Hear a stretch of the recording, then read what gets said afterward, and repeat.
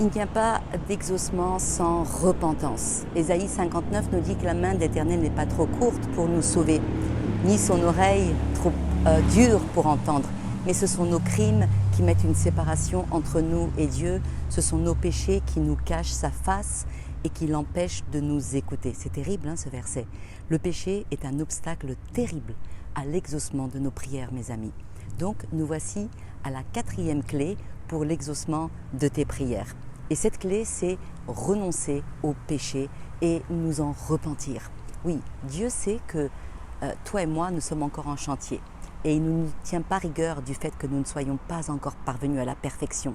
Mais néanmoins, il nous demande de marcher sur le chemin de la sanctification et de l'obéissance. Donc, mon ami, lorsque le Saint-Esprit te montre un péché qui doit être confessé, abandonné dans ta vie, demande à Dieu la force de le faire et ce, le plus vite possible.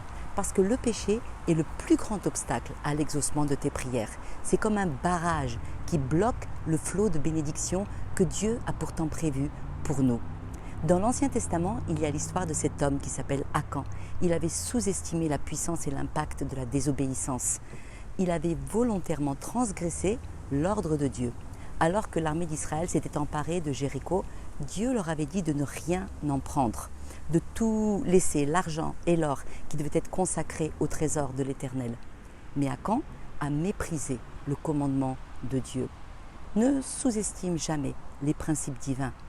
Il y a des lois spirituelles qui attirent à nous des bénédictions. Et transgresser ces lois attire aussi des malédictions. La désobéissance à Dieu attire toujours la malédiction.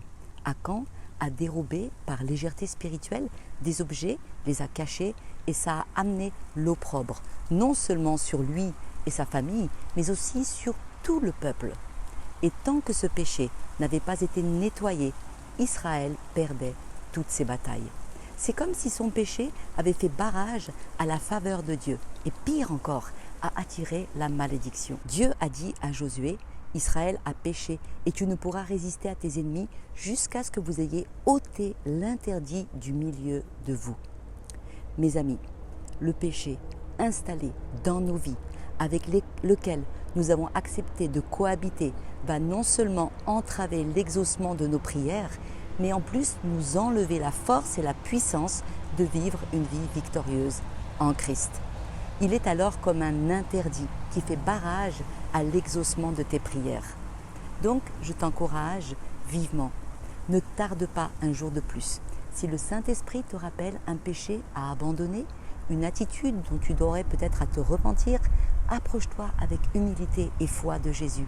Il ne te repoussera jamais.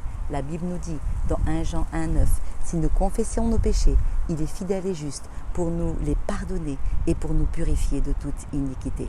À bientôt pour une prochaine vidéo. Que Dieu te bénisse.